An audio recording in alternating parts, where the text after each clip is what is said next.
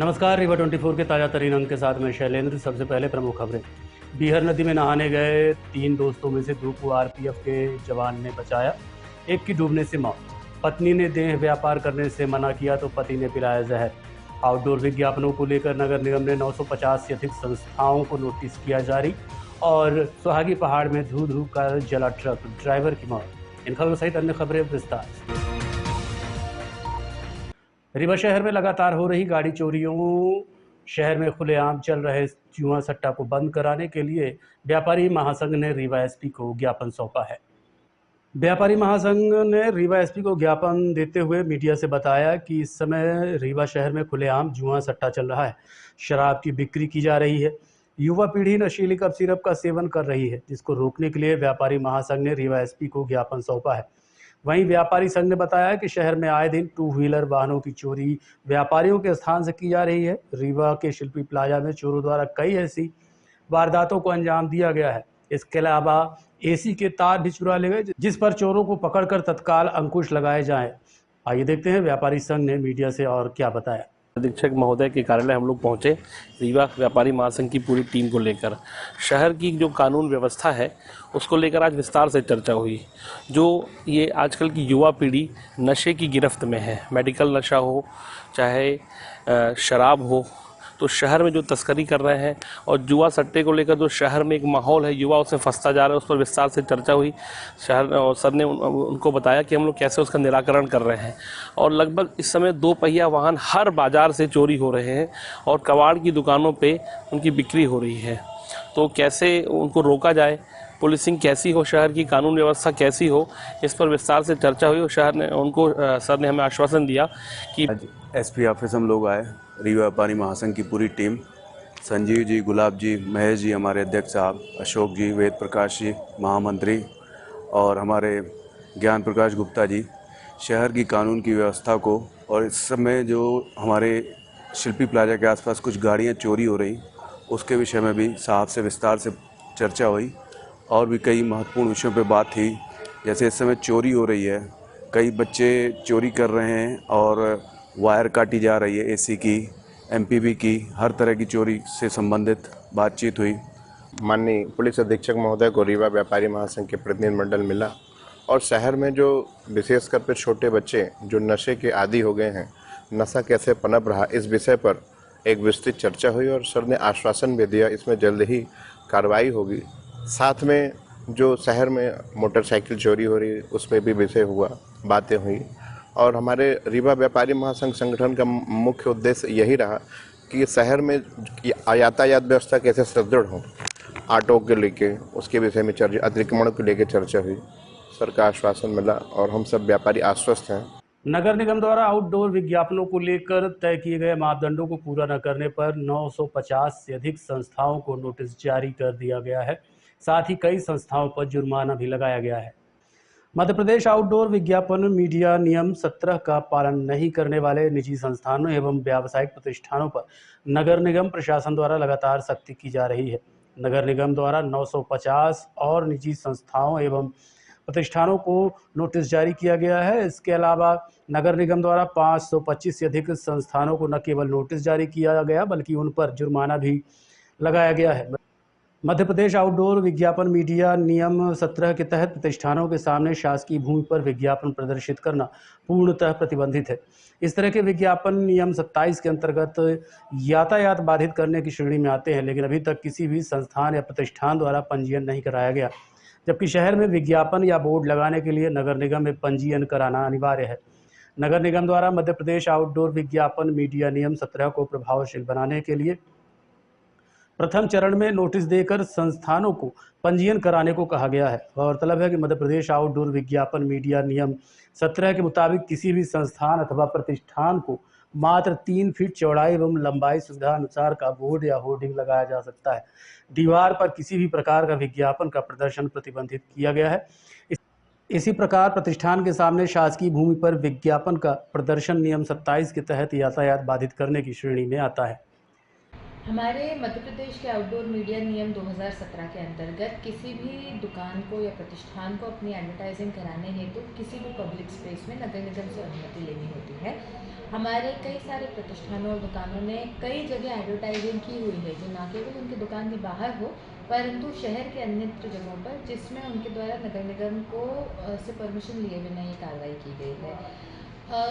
अतः उनके द्वारा कई सारी दुकानों के द्वारा इलीगल एडवर्टाइजिंग भी की गई है, जैसे कि हमारे स्टैंडीज़ हैं जिससे आवागमन प्रभावित होता है। तो इसी के मद्देनज़र हमने डिमांड रेज की है अन्यत्र दुकानों से कि वे इस संबंध में परमिशन दें। मैम कितनी दुकान और लगभग अभी तक 950 दुकानों को हमने नोटिस दिए हैं, परंतु ये निरंतर प्रक्रिया है। हमारे कई सारे प्रतिष्ठानों ने आके हमसे इस संबंध में चर्चा भी की है कि ये किस प्रकार है। तो निरंतर नगर निगम रीवा द्वारा बताया जा रहा है कि क्या है। जैसे कि आप देखेंगे कई सारे हमारे लोगों ने जो एडवर्टाइजिंग ओपन स्पेसेस में दीवारों पर की हुई थी या सामने दुकानों में की हुई थी, उनके द्वारा ये एडवर्टाइजिंग हटा भी ली गई है, जिसके लिए मैं सभी प्रतिष्ठानों को धन्यवाद दूंगी। पैसों के लिए एक पति ने अपनी पत्नी को गलत काम करने के लिए मजबूर किया। पत्नी ने इस बात से इनकार किया तो पति ने अपनी ही पत्नी को जहर पिला दिया, जिसका उपचार अब संजय गांधी अस्पताल में चल रहा है। पीड़ित सीमा शर्मा का कहना है कि उसका पति जितेंद्र शर्मा नशे का आदी है और पैसे के लिए उसे गलत काम करने के लिए मजबूर कर रहा था।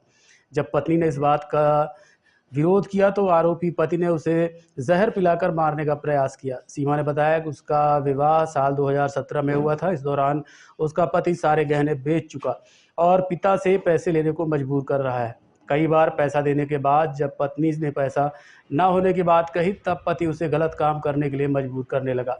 सीमा का कहना है कि साजिश में उसके घर वाले भी शामिल है, जिसके खिलाफ संबंधित थाने में शिकायत दर्ज कराई गई है, लेकिन पुलिस द्वारा कोई कार्रवाई नहीं की। सीमा के परिजनों ने इस घटना की शिकायत संबंधित थाने में दर्ज कराई है। वहीं सीमा का इलाज रीवा के संजय गांधी अस्पताल में जारी है। जी, ये मेरी सास जो है ये बहुत चरित्रहीन है और ये गलत काम करती है और मेरे से भी करवाती है और बोलती है कि नहीं करेगी तो जान से मार देंगे। मेरे बेटे को भी रख लिया गया है। ऐसा क्या काम है? जी, ऐसा क्या काम करते हैं जो आप? जी, वो गंदा काम करती है। अभी तक तो था तो गहना जेवर बेच के खर्चा चलता था। हस्बैंड मेरा नशा बहुत ज्यादा करता है, इससे ज्यादा मुझे सबसे ज्यादा प्रताड़ित किया जा रहा है घर में आज 6 साल से। आपकी शादी कब हुई? मेरी 2017 में हुई थी शादी। जी, बच्चे हैं आपके? बच्चे हैं, बच्चा रख लिया गया और जहर पिलाने के बाद मुझे घर से बाहर निकाल दिया गया था। ये कब की घटना है? ये अभी 24 तारीख की घटना है और मेरा फोन ऑन सब फोड़ दिया गया ताकि किसी को कोई जानकारी न मिल पाए। माता पिता के साथ मारपीट भी हुई? मेरे साथ मारपीट भी हुई है। मेरे पूरे हाथ पे आप देख सकते हैं, जिस तरह से पकड़ के इन्होंने जहर पिलाया, मेरे पूरे हाथ पे निशान है। आपने मामले की रिपोर्ट की है? जी, मैंने इस घर वहाँ सूचना दी है थाने में। तो क्या किया पुलिस वाले? वहाँ से अभी कोई कार्रवाई नहीं की जा रही है। पति अभी क्या बोल रहे हैं आपके परिवार वाले? जी, पति लोग क्या बोल रहे हैं अभी? आपके ऊपर क्या दबाव पड़ रहा है? जी, मेरे पति बोलते हैं कि अपने पापा से पैसा मांग के ला और नहीं लाएगी तो हम तुझे घर पे नहीं रखेंगे, हम तुम्हें जान से मार देंगे। और मेरे साथ कई बार ऐसी घटना हो चुकी। मैंने पुलिस प्रशासन को बार बार सूचना दे रही हूँ, लेकिन कोई कार्रवाई नहीं की जा रही है। सुहागी घाटी में एक ट्रक अनियंत्रित होकर पलट गया, जिसके बाद डीजल टैंक फटने से आग लग गई। इस दौरान घंटों ट्रैफिक जाम रहा। सुहागी थाना अंतर्गत राष्ट्रीय राजमार्ग 30 में सुहागी घाटी पर भीषण सड़क हादसा हुआ है, जिसमें एक ट्रक अनियंत्रित होकर पलट गया। इस दौरान ट्रक का डीजल टैंक फट गया और ट्रक में आग लग गई, जिससे घंटों ट्रैफिक जाम बना रहा। वहीं ट्रक ड्राइवर ने बचने के लिए ट्रक से छलांग लगा दी। इस वजह से उसकी भी मौत हो गई। खबर लिखे जाने तक फायर ब्रिगेड पहुंच चुका था और आग पर काबू पाने की कोशिश की जा रही थी। सुरक्षा की दृष्टि से आवागमन रोक दिया गया। इस दौरान मौके पर एसडीओपी उदित मिश्रा, थाना प्रभारी सुहागी जेपी ठाकुर सहित पुलिस बल व स्थानीय लोग मौजूद रहे। अभी लगी है।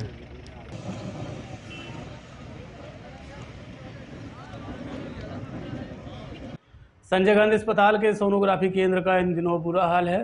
भारी भीड़ के चलते मरीजों को 15-15 दिनों तक इंतजार करना पड़ता है। संजय गांधी अस्पताल संभाग भर के मरीजों के लिए एक वरदान साबित हो सकता है, लेकिन यहाँ चल रही अव्यवस्थाओं की वजह से मरीजों को कई दिक्कतों का सामना करना पड़ता है। ऐसा नहीं कि सरकार या प्रशासन की ओर से कोई प्रयास नहीं किए जा रहे हैं, जो लगातार जारी भी है। कल ही चिकित्सा आयुक्त दौरे पर आए थे, लेकिन जब कोई अधिकारी दौरे पर आता है तो उसे अच्छा खासा काम दिखाई देता है, जबकि कमियों को छुपा लिया जाता है। यही हाल देश भर के अन्य संस्थानों का भी है। बहरहाल संजय गांधी अस्पताल में 15-15 दिन मरीजों को सोनोग्राफी करवाने के लिए इंतजार करना पड़ता है। सीधी से आई संगीता सोनी ने बताया कि वो अपने मरीज को लेकर 13 तारीख को सीधी से आई थी और 28 तारीख को उन्हें डेट मिली। अब ये जांच कल होगी। वहीं एक और मरीज सरदार सिंह ने बताया कि 2 घंटे से लाइन में लगे हुए हैं लेकिन काम नहीं हुआ है। आपको बता दें कि सोनोग्राफी के लिए काफ़ी भीड़ होती है। उसकी वजह यह है कि बाहर सोनोग्राफी करवाना काफ़ी महंगा पड़ता है। इसके अलावा मशीन ऑपरेटर की भी कमी बताई जा रही है। साथ ही जितने मरीज हैं उस हिसाब से मशीनों की संख्या भी काफ़ी कम है। यही वजह है कि लोगों को परेशानी का सामना करना पड़ता है। दिखाए थे ना, यही दिखाए थे, कब दिखाए थे? दिखान तो बीफे ऊपर के दिखाए रहे हैं। हाँ, आज की डेट मिली है। हाँ, डेट आज 28 तारीख के दिन था। क्या समस्या क्या?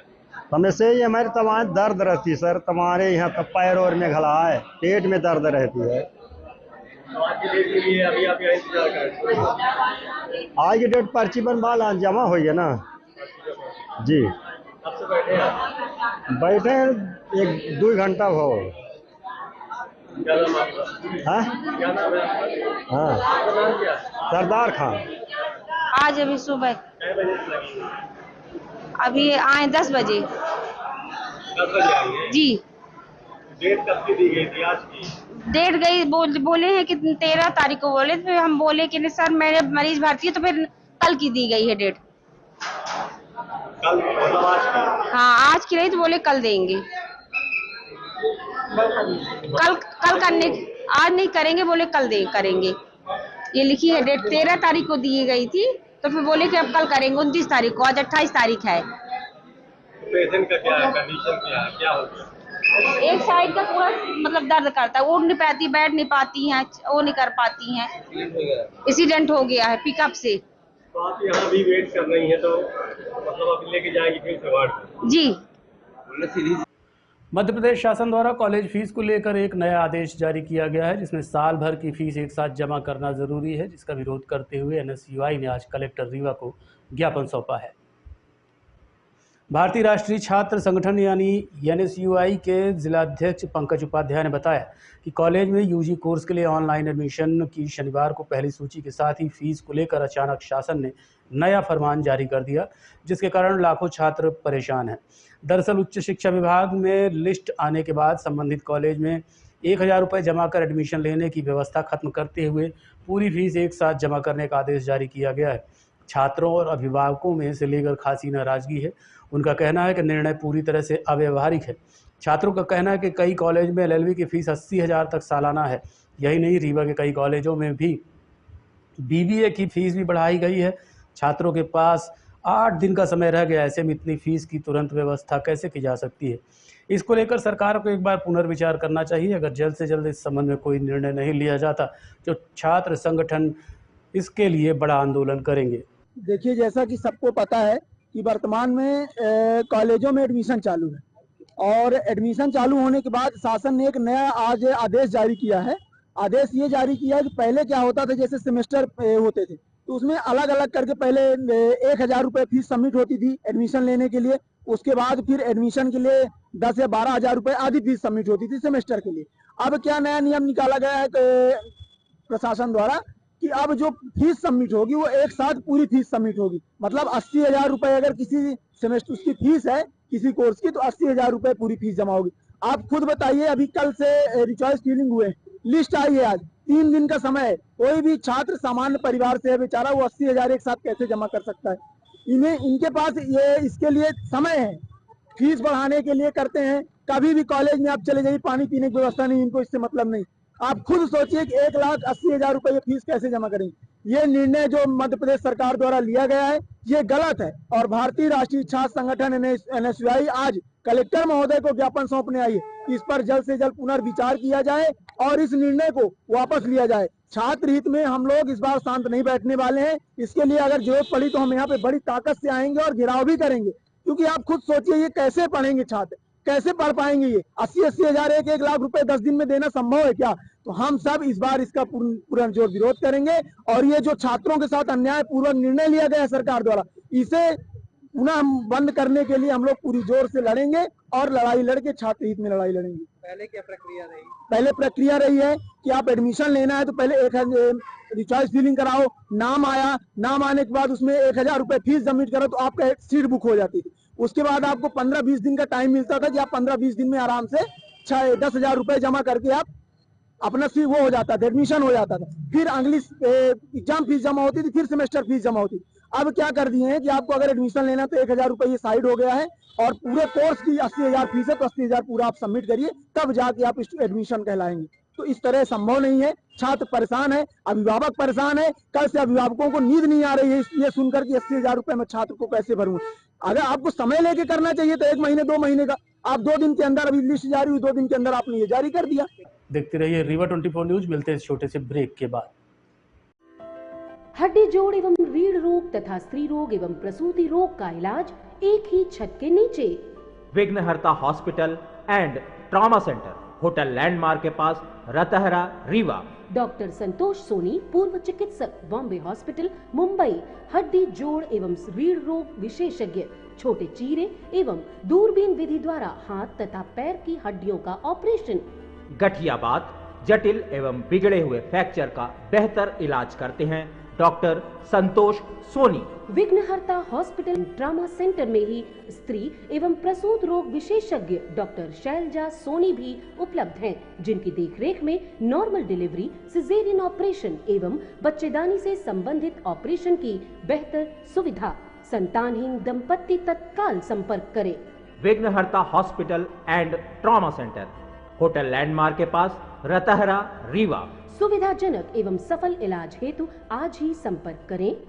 विघ्नहर्ता hospital and trauma centre, hotel landmark के पास, रतहरा, रीवा। मोबाइल नंबर 7828781983 अथवा 8462956774 पर।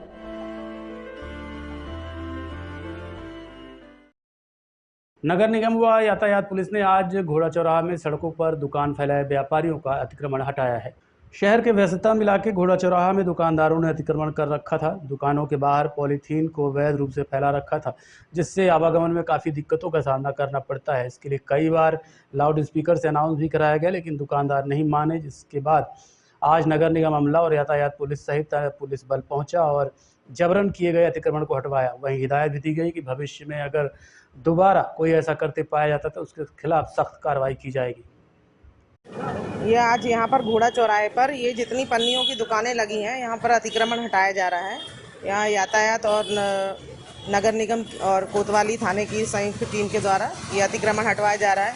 इन्होंने पूरे दुकानों के बाहर तक पूरा शेड लगा करके अपना सामान दुकान का बाहर बेचने के लिए लगाते हैं, जिससे कि यातायात बाधित होता है। जो इनकी दुकान में आने वाले ग्राहक अपनी मोटरसाइकिल और अपने वाहन रोड में लगाते हैं, जिससे बहुत ही कम जगह, जैसा कि आप देख सकते हैं, बहुत ही कम स्पेस रहता है और वाहनों का लगातार आवागमन इस रोड पे बना रहता है, जिसके कारण जाम लगने की संभावना अधिक हो जाती है और होती भी है। जाम भी लगता है, अनावश्यक आमजन को परेशानी होती है। इस कारण से हम लोग कुछ दिनों से अनाउंसमेंट कर रहे हैं लगातार। कल भी शाम को मैंने यहाँ से अनाउंसमेंट किया है, व्यापारियों को समझाया है। उसके बाद आज हम लोग ये कार्रवाई कर रहे हैं, जिससे कि यातायात सुचारू रूप से चलता रहे और आमजन को भी कोई नईगढ़ी थाना अंतर्गत डिहिया में एक ही परिवार के 4 लोगों के साथ दबंगों द्वारा मारपीट करने का मामला प्रकाश में आया है। मिली जानकारी के अनुसार पीड़ितों ने बताया कि उनके बाबा राम भुवन द्विवेदी के यहाँ बैठे हुए थे, तभी योगेश द्विवेदी आया और बिना कुछ कहे सुने दीनानाथ और अन्य ने मिलकर उनके बाबा के साथ मारपीट की। जब उसे बचाने गए तो चारों ने परिवार के सदस्यों को बुरी तरह पीटा है, जिससे लहूलुहान अवस्था में वो थाने पहुंचे, जहां से उन्हें गंभीर अवस्था के चलते संजय गांधी अस्पताल इलाज के लिए भेज दिया गया। पीड़ितों का कहना है कि उनके द्वारा अक्सर इस तरह की घटनाओं को अंजाम दिया जाता है, जबकि उनकी कोई दुश्मनी नहीं है। इसके अलावा उल्टा मारपीट करने वाले लोगों पर घर की महिलाओं ने झूठी रिपोर्ट भी दर्ज करा दी कि उनके कपड़े आदि फाड़े गए, जबकि मारपीट के दौरान बीच बचाव में ऐसा हुआ है। हम फूल डिहिया, मऊगंज जिला, तहसील हनुमाना। क्या घटना हुई है? हम राम भुवन द्विवेदी के यहाँ बैठे थे, आपस में से बात कर रहे थे। वो जो योगेश कुमार आया तो हमसे बात करने लगा, फिर उसके 4-5 लोग आ गए तो हमको वही मारने लगे। तेरे घर के लड़के जितने आए सबको मारे हैं। कितने लोग घायल हुए? 4 लोग। थाने में इसकी शिकायत की? अभी नहीं किया हुआ है तो डॉक्टर हॉस्पिटल बड़ी सीरियस रहा, खून आप देख रहे हैं ना 70, तो बोले कि आप जाइए रीवा दवा कराइए, फिर इसके बाद रिपोर्टा होगा। मारने वाले सरहंग हो, अनैतिक लोग हैं, हमेशा से अनैतिक काम करते हैं। संगम लाल द्विवेदी, हरिनाथ प्रसाद द्विवेदी भाई हैं, दिवाकर प्रसाद द्विवेदी, उगेश प्रसाद द्विवेदी, ये चारों लोग। घटना ये हुई थी कि हमारे बब्बा जी, जैसा कि इन्होंने बताया कि वहाँ बात करने से नॉर्मल बैठे थे, तो इतने में हम अपने घर में थे, मतलब हमारे बब्बा जी को वहाँ पे मारा गया। तब हमारे पास ऐसी सूचना आई तो हम एकदम दौड़ के गए कि हम उनकी मतलब बचा सके अपने बब्बा को। तो हम जैसे गए तो उन्होंने हमारे ऊपर भी मतलब कि काफ़ी लाठियाँ बरसाई और हमारे पिताजी, बड़े पापा, चाचा, हमारे सबको बुरी तरीके से एकदम घायल कर दिया गया था। और उनके पहले से ये प्लानिंग थी कि ये यहाँ पे बैठेंगे तो उन्हें हम ऐसे मारेंगे। उन्हें मतलब से बात में फुसला के पीछे से आके मतलब काफ़ी लाठियाँ बरसाई गई हमारे ऊपर। लगभग 5 लोग घायल हुए, हमारा एक भाई भी था छोटा, वो भी घायल हुआ था, लेकिन ज़्यादातर सिर्फ 4 लोग घायल हुए। जी, गंभीर चोटें 4 लोग को आई। मुझे ऐसा नहीं लगता कि पुराना विवाद था, वो उनकी साजिश थी कि मारना है तो उन्होंने ऐसा किया था। और जो सामने वाली पार्टी है उसने एकदम झूठ बोल के रिपोर्ट लिखवा दी है कि हमारे साथ मतलब ये गलत काम हुआ था, ये महिलाओं ने साड़ी फाड़ के रिपोर्ट लिखवा दी, जबकि ऐसा कुछ भी नहीं हुआ था। सब अपने सिर्फ दिखावी है कि हम ऐसे कुछ अपने डिफेंस के लिए कुछ कर सकें, इसलिए। क्या नाम है आपका? सत्येंद्र कुमार शुक्ला। क्या घटना घटी है? घटना हमारे चाचा जी के साथ इन्होंने दबंगाई पूर्वक मारपीट करके घर उठा ले जा रहे थे, तो हम लोगों ने बीच बचाव में गए तो हम लोग को भी इसी तरह से मारपीट किया उन्होंने। क्या कोई पुराना विवाद? नहीं, मेरे से पुराना विवाद तो कुछ भी नहीं था। ये कब की घटना? ये घटना 10 बजे के आसपास की है, 9:30 से 10 के बीच। इसमें मारपीट की और कितने लोग घायल हुए? घायल हम 4 हुए हैं, मारपीट करने वाले भी 4 ही थे। थाने में शिकायत की? जी हाँ, गए थे, किंतु शिकायत दर्ज नहीं हो पाई है। हम मेडिकल हॉस्पिटल गए, हॉस्पिटल से रीवा रेफ़र किए और रीवा में इलाज चल रहा है। बिहार नदी के करहिया घाट में नहाने गए 3 दोस्तों में से एक की डूबने से मौत हो गई। प्राप्त जानकारी के अनुसार कल करहिया घाट में 3 दोस्त नहाने के लिए गए थे, जिनमें संजीव त्रिपाठी, जो कि उपरहटी मोहल्ले में किराए के मकान में रहता था और सिमो चौराहे में जूते की दुकान में काम करता था, अपने दोस्तों के साथ नहाने के लिए करहिया घाट गया, लेकिन तीनों नदी में बह गए। तभी सीआरपीएफ के एक जवान ने उन्हें देखा और बचाने की कोशिश की। हालांकि 2 लोगों को वो पानी से निकाल लाए, लेकिन संजीव त्रिपाठी तब तक गहरे पानी में डूब चुका था, जिसके शव को आज बरामद किया गया। आपको बता दें कि संजीव की मां का पहले ही निधन हो चुका है, जबकि उसके पिता रीवा के ढेका में क्लिनिक चलाते हैं और अपने घर से अलग रहकर वो खुद का काम कर रहा था। हाल ही में कुछ दिनों पहले कलेक्टर रीवा ने एक घटना के बाद ये आदेश जारी किया था कि सभी घाटों में सुरक्षा के इंतजाम किए जाएं, साथ ही सुरक्षा संबंधी बोर्ड भी लगाया जाए।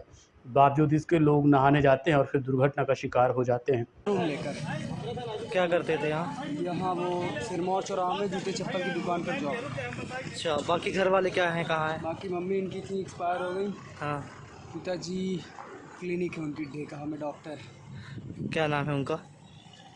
नाम तो ये अकेले रहते थे, पिता से अलग रह के रहते थे क्या? अलग रहते थे। 2 भाई हैं, वो दोनों बाहर हैं। अच्छा। बीच वाले। अच्छा, और ये कहाँ लापता, कैसे कब हुए थे, कुछ पता चला? कैसे रहते थे अकेले? परसों से लापता थे ये सिटी कोतवाल? कल शाम से। कल शाम से लापता थे। तो यहाँ नहाने आए थे कि क्या खुशी किए हैं? ज़्यादा मुझे जानकारी नहीं है साहब। कपड़े उतरे हैं तो नहाने ही आया हूँ। हाँ, कपड़े उतरे हैं, नहाने आया हूँ। आपका नाम क्या है? मेरा नाम विकास द्विवेदी है। भाई ही लगते हैं आप इनके? मौसी के लड़के। ये कौन से घाट से बरामद हुए हैं? देखते रहिए रीवा 24 न्यूज। मिलते हैं इस छोटे से ब्रेक के बाद। Pentium point group of institutions, a key to success. जी हाँ, Pentium point group of institutions, जहाँ पर आपको मिलते हैं BA LLB 5 year full time program, LLB 3 year full time program, bar council of India से मान्यता प्राप्त हैं। MBA के 2 year full time program AICTE new Delhi से मान्यता प्राप्त हैं। पेंटियम पॉइंट टेक्निकल कॉलेज में स्नातक व स्नातकोत्तर के सभी पाठ्यक्रम संचालित हैं, जिनमें प्रवेश प्रारंभ है। हमारा कॉलेज कोड है P500। याद रखिए, सामान्य वर्ग BPL कार्ड धारकों को शिक्षण शुल्क में छूट व SC/ST OBC छात्रों को मध्य प्रदेश शासन के नियमानुसार छात्रवृत्ति। आप संपर्क कर सकते हैं हमारे हेड ऑफिस में, जो है हेडगेवार नगर, रेडियो कॉलोनी के सामने, रीवा, और कॉलेज कैंपस में, जो है करहिया सिमरिया रोड और हरदी सिमरिया रोड, रीवा में। अधिक जानकारी के लिए हमारे फोन नंबर पर संपर्क कर सकते हैं। हमारा फोन नंबर है 07662438035। मोबाइल नंबर पर भी संपर्क किया जा सकता है, जो है 9992084439।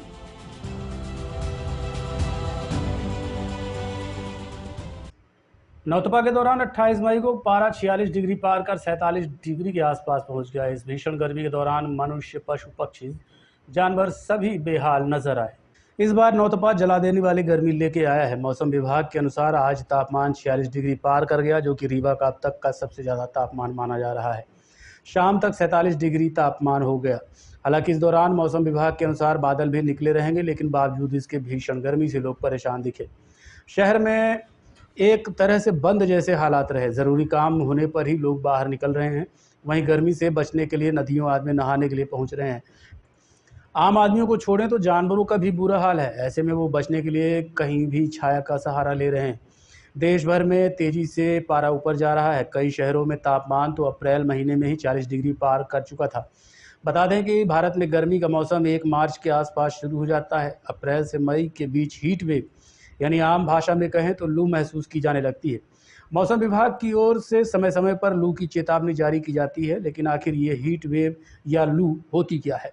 दरअसल गर्मियों में चलने वाली काफ़ी गर्म हवाओं को लू कहते हैं। देश में और जून के दौरान सबसे ज़्यादा लू चलती है। हीट वेव ऐसी स्थिति है जब तापमान सामान्य से ज़्यादा होता है। मौसम विभाग के अनुसार इसे सामान्य तापमान से 5 या 6 डिग्री सेल्सियस या उससे अधिक इजाफे के रूप में परिभाषित किया जा सकता है। अगर 5 दिनों तक लगातार अधिकतम तापमान औसत तापमान की तुलना में 5 डिग्री सेल्सियस ज़्यादा रहता है, जब मैदानी इलाकों में तापमान 40 डिग्री सेल्सियस और पहाड़ी इलाकों में 30 डिग्री सेल्सियस पहुंच जाता है, वहीं तटीय इलाकों में 37 डिग्री सेल्सियस पर लू चलने लगती है। तापमान के आधार पर तय किया जाता है कि लू किस श्रेणी की है, खतरनाक या कम खतरनाक। जब तापमान 47 डिग्री के पार पहुंच जाता है तो उसे खतरनाक श्रेणी कहते हैं। पिछले 150 सालों में वैश्विक औसत तापमान लगातार बढ़ा है। साल 2016 को सबसे गर्म साल के रूप में रिकॉर्ड किया गया था। साल 2022 में समय के पहले और लंबे समय तक लू चली। वहीं साल 2023 लगातार दूसरा ऐसा साल रहा जब देश में सबसे पहले गर्मी आ गई। एक अनुमान के मुताबिक पिछले 17 सालों में लू के कारण 17,000 से ज़्यादा मौतें 2023 में हुई थी और अब 2024 में भी कमोवेश वही स्थिति बनी हुई है। हालांकि एक्सपर्ट गर्म हवाओं को पर्यावरण के लिए अच्छा भी मानते हैं। अच्छा मानसून पूरी तरह इस बात पर भी निर्भर करता है कि ज़मीन अच्छी तरह से गर्म हुई है या नहीं। सूरज की तपिश जितनी तेज होगी, मानसून उतना ही जल्दी और अच्छा आएगा। आज के अंक में इतना ही। देखते रहिए रीवा 24 न्यूज़। नमस्कार।